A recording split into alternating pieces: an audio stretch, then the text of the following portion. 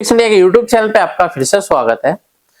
तो दोस्तों आज की वीडियो में बात करेंगे, हमारे पास सेट है जो कि सैमसंग कंपनी का सेट है। फिलहाल इसके अंदर जो पैनल लगा हुआ है वो भी सैमसंग कंपनी का है। तो अभी इसको चेक करना है और रिपेयर करने की कोशिश करनी है। किस तरीके से इसको हम रिपेयर करेंगे, ये सारी चीजें मैं इस वीडियो के अंदर आपको दिखाता हूँ कैसे हम इसको रिपेयर कर पाएंगे। क्योंकि काफी सारे पैनल इस तरीके के हमारे को देखने के लिए मिलते हैं कि अलग अलग प्रॉब्लम इसके अंदर आती है। काफी सारे टेक्नीशियन को पैनल को रिपेयर करने में सबसे ज्यादा दिक्कत आती है पैनल और सॉफ्टवेयर में। तो अभी हमारी पैनल और सॉफ्टवेयर की स्पेशल क्लासेस स्टार्ट होने वाली है जो कि 15 फरवरी से स्टार्ट होगी। अगर आप भी पैनल और सॉफ्टवेयर की ट्रेनिंग लेना चाहते हैं तो ऊपर दिए गए आई बटन पे आप क्लिक करें ताकि आपको कंप्लीट डिटेल मिल जाए और आप इस ट्रेनिंग को ज्वाइन करके अपने काम को आगे बढ़ा सकते हैं। तो चलिए स्टार्ट करते हैं। सबसे पहले मैं आपको दिखा देता हूँ मेरे पास जो पैनल है, पैनल कौन सी कंपनी का है, क्योंकि अलग अलग कंपनी के पैनल होते हैं तो सबको रिपेयर करने के मेथड अलग अलग होते हैं।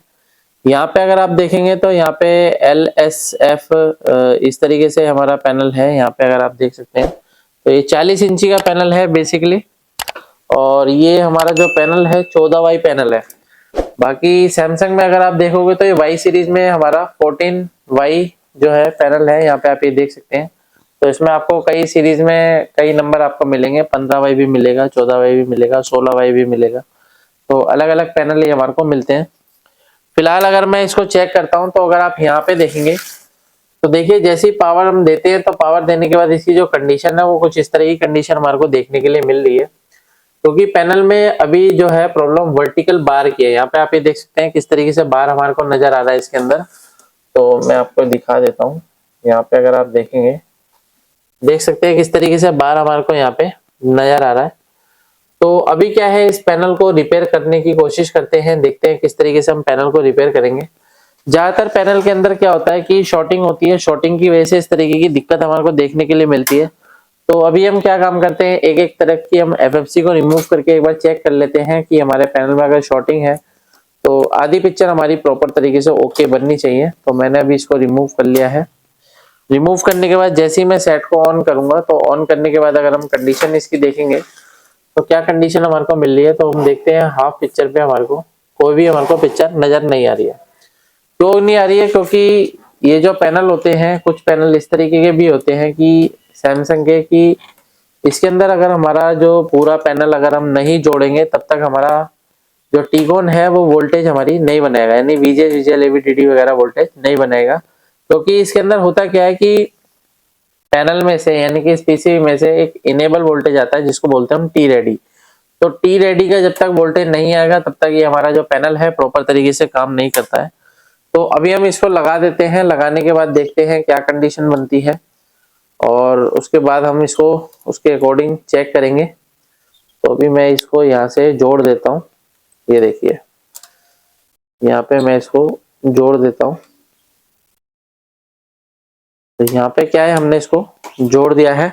अभी सेट को दोबारा से ऑन करते हैं और सेट को ऑन करने के बाद अगर हम इसकी कंडीशन देखेंगे तो यहाँ पे अगर आप देखेंगे तो एक इसके अंदर यहाँ पे भी लाइट जल रही है, जो कि ये जो लाइट है हमारी ये AVDD के लिए होती है। और अभी क्या है कि ये लाइट हमारी जल रही है, लेकिन जैसे ही हम इसके अंदर से कोई भी जो FFC है उसको हम निकालते हैं तो ये हमारा पैनल जो है वो प्रोटेक्शन मोड में चला जाता है। यहाँ पे अगर आप देखेंगे तो अभी मेरा सेट दोबारा से ऑन हो गया, लेकिन ये लाइट हमारी नहीं जल रही है।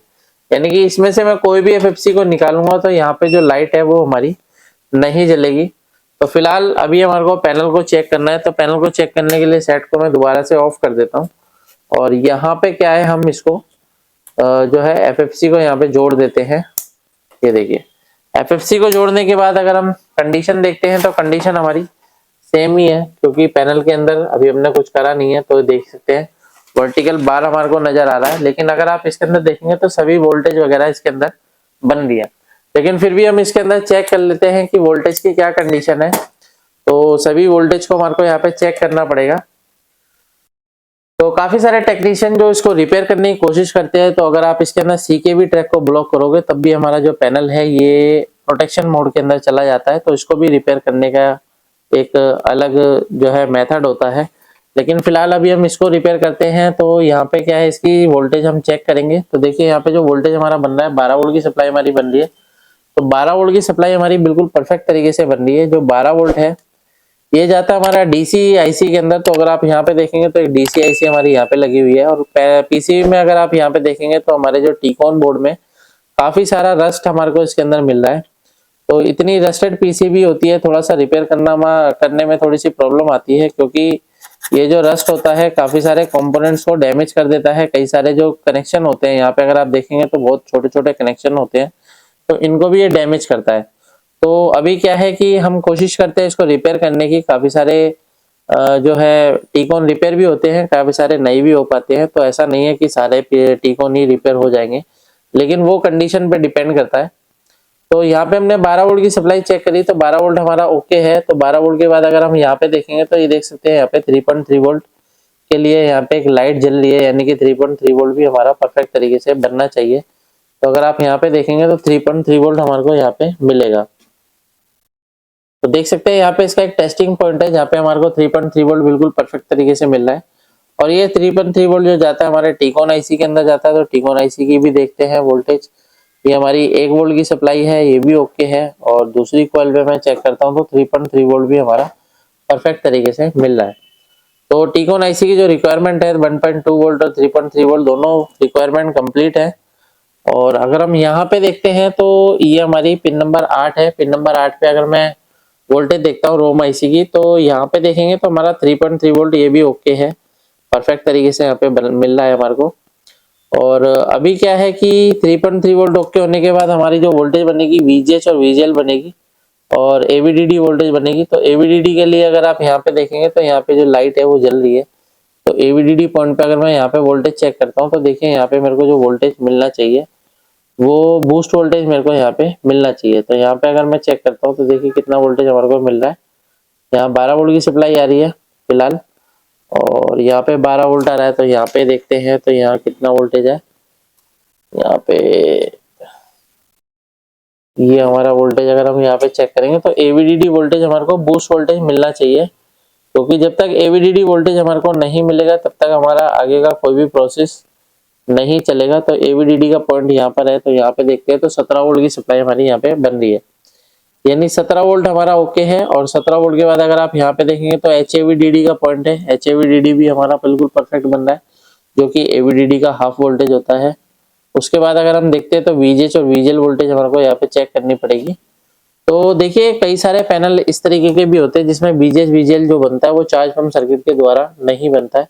यहाँ पे अगर आप देखेंगे तो ये हमारा एक बूस्ट सर्किट बना हुआ है जिसकी द्वारा हमारा जो वोल्टेज बन रहा है वो वीजीएच वोल्टेज बन रहा है। यानी कि इसके अगर मैं इनपुट वोल्टेज चेक करता हूँ तो 12 वोल्ट इनपुट हो रही है, और डायोड की अगर मैं कैथोड पे चेक करता हूँ तो मेरे को यहाँ पे बूस्ट वोल्टेज, यानी कि ये हमारा जो है चार्ज पंप सर्किट है। तो सॉरी, ये हमारा बूस्ट सर्किट है। यहाँ पे चार्ज पंप सर्किट का यूज नहीं किया गया है, और चार्ज पंप सर्किट के जो थोड़े से एम्पियर होते हैं वो कम होते हैं और इसके थोड़े से ज्यादा होते हैं, इसलिए किसी किसी जो है पैनल में इसका यूज किया जाता है।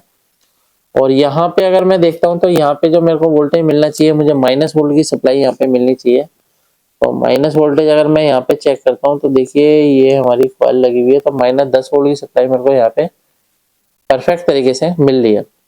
तो अभी हमारी क्या वोल्टेज है वो बिल्कुल परफेक्ट तरीके से मिल रही है, और सभी वोल्टेज ओके होने के बाद भी हमारे पैनल में जो है पिक्चर नहीं है, यानी कि वर्टिकल बार नजर आ रहा है। तो इस कंडीशन में देखिए हमारे पास एक ही चारा बचता है कि हम इस टीकॉन आईसी को टीकॉन को चेंज कर दें। तो काफी सारे टेक्नीशियन अभी जो है रिपेयरिंग प्रॉपर तरीके से नहीं जानते हैं, वो इस टीकॉन को ही चेंज कर देते हैं। लेकिन अगर आपको इसकी नॉलेज है तो आप इसको चेंज करने की जरूरत नहीं है, आप अपने पैसे को बचा सकते हैं और इसी को रिपेयर करके अपनी अर्निंग को बढ़ा सकते हैं। तो अभी क्या है कि वोल्टेज हमने नॉर्मली चेक कर लिए, सभी वोल्टेज ओके हैं, जो कि सभी टेक्नीशियन आजकल यूट्यूब देख के चेक कर लेते हैं। लेकिन कुछ टिप्स एंड ट्रिक्स होते हैं, जैसे कि अभी हमारे को इसकी सिग्नल भी चेक करने होते हैं। तो सिग्नल को अगर हम यहाँ पे चेक करते हैं तो यहाँ पे देखिए यहाँ पे हमारे जितने भी सिग्नल है, CKV1 है, CKV3 है, CKV2 है, फिर STV सिग्नल है। तो ये सिग्नल हमारे को यहाँ पे नजर आ रहे हैं, और यहाँ पे हमारा CKV2 है, CKV1 है, CKV3 है। तो ये हमारे सारे सिग्नल है। तो अभी हम फिलहाल यहाँ पे अगर मैं सिग्नल चेक करता हूँ तो यहाँ पे मेरे को जो है सिग्नल मिलना चाहिए, जो कि हमारा CKV3 है वो हमारे को माइनस में मिल रहा है, और CKVB1 देखते हैं तो ये हमारे को पॉजिटिव में वोल्टेज मिल रही है। यहाँ पे देखेंगे 7 वोल्ट की सप्लाई है, ओके है। और CKV2 है, CKV2 भी हमारे को पॉजिटिव में मिल रहा है, ये भी ओके हमारे को मिल रहा है। और नीचे और थोड़ा सा हम यहाँ पे चेक करते हैं तो ये जो पॉइंट है हमारा CKVB2 है, इस पे भी हमारे को 7 वोल्ट की सप्लाई मिल रही है, ये ओके है। यहाँ पे देखते हैं तो ये हमारा 7 वोल्ट मिल रहा है, CKV3 है। यहाँ पे देखते हैं CKV1 पे भी 7 वोल्ट की सप्लाई हमारे को मिल रही है। तो फिलहाल सभी वोल्टेज ओके हैं, लेकिन यहाँ पे अगर हम STVP पे चेक करते हैं, STVP, तो STVP ये हमारा CKV1 है, CKV2 है, सॉरी ये CKV2 है, तो ये हमारा STVP है, सॉरी ये हमारा STVP है। तो अभी ये STVP जो है हमारे को जो कंडीशन मिल रही है उसको देख लेते हैं। और ये STVP क्योंकि हमारे CKV के सारे सिग्नल ओके हैं, और STV का जो पॉइंट होता है, तो STV पे पॉइंट पे अगर मैं देखता हूँ तो मुझे यहाँ पे ये जो हमारा अगर देखते हैं तो डाटा शीट के अकॉर्डिंग मेरा जो वोल्टेज आ रहा है वो यहाँ से हमारा निकल रहा है, और यहाँ पे -10.54 दिखा रहा है, यहाँ पे भी 10.54 दिखा रहा है। और ये अगर हम देखते हैं तो यहाँ पे हमारे को जो पॉइंट पे मिलना चाहिए वो मुझे थोड़ा सा कम नजर आ रहा है, यानी कि अराउंड काफी कम नजर आ रहा है।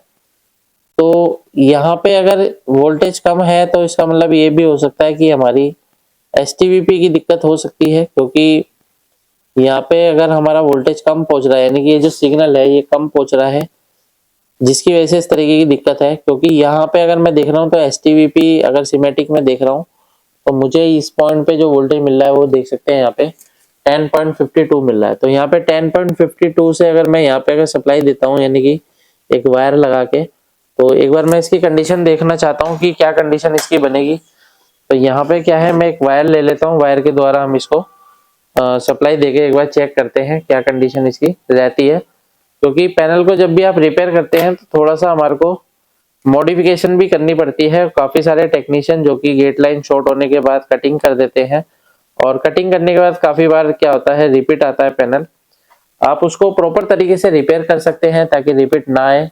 ये सब चीजें मैं अपनी ट्रेनिंग के अंदर बताता हूँ, किस तरीके से आप पैनल को मॉडिफाई कर सकते हैं और किसी भी तरीके से आप पैनल को इजीली रिपेयर कर सकते हैं। काफी सारे टेक्नीशियन को सबसे ज्यादा प्रॉब्लम पैनल को रिपेयर करने में आती है। तो अभी क्या है कि हम यहाँ से एक सप्लाई लेंगे, और इस सप्लाई को मैं यहाँ पे जोड़ देता हूँ इस रेजिस्टेंस पे, और यहाँ पे हमारा एक पॉइंट है जो कि STVP का है। तो STVP पहचानने के लिए क्या होता है, उसके आसपास में काफी सारे जो पॉइंट होते हैं वो लिखे होते हैं, जैसे कि यहाँ पे इसका ऑलरेडी मार्किंग की गई है। तो ये हमारा देख सकते हैं यहाँ के लिए है, ये यहाँ पे, तो हम ये यहाँ पे इसको सप्लाई देते हैं, एक बार ट्राई करते हैं क्या कंडीशन इसकी बनेगी। मैं इसको एक बार, ये मैंने यहाँ पे सप्लाई दे दी है, और यहाँ पे सप्लाई देने के बाद थोड़ा सा हमारे को यहाँ पे ध्यान में देना है कि कोई भी पॉइंट आपस में एक दूसरे की जगह जुड़ने नहीं चाहिए। अगर ये जुड़ जाते हैं तो प्रॉब्लम हो सकती है कि हमारा पैनल की जो लेवल शिफ्टर आईसी है वो खराब हो जाए। तो अभी मैं सेट को दोबारा से ऑन करता हूँ और यहाँ पे फिर से हम वोल्टेज एक बार चेक करते हैं क्या कंडीशन मिल रही है। तो 10.55 हमारे को यहाँ पे मिल रहा है। तो अभी क्या है कि हमारी CKV वोल्टेज अभी ओके थी, लेकिन STVP की थोड़ी सी प्रॉब्लम थी जिसकी वजह से पैनल के अंदर प्रॉब्लम थी। तो एक बार हम पैनल के अंदर पिक्चर देखते हैं क्या पिक्चर हमारी बन रही है या नहीं बन रही है। तो यहाँ पे अगर हम देखते हैं तो पैनल की कंडीशन, यहाँ पे आप ये देख सकते हैं पैनल की बिल्कुल कंडीशन ओके हो चुकी है। तो फिलहाल इस तरीके से हम किसी भी पैनल को इजीली रिपेयर कर सकते हैं। अगर आप भी LCD LED टीवी रिपेयरिंग की ट्रेनिंग लेना चाहते हैं तो व्हाट्सएप बटन पे आप क्लिक करें ताकि आपको कंप्लीट डिटेल मिले। वीडियो आपको पसंद आए तो वीडियो को लाइक करें, शेयर करें, कमेंट करें। Thank you friends.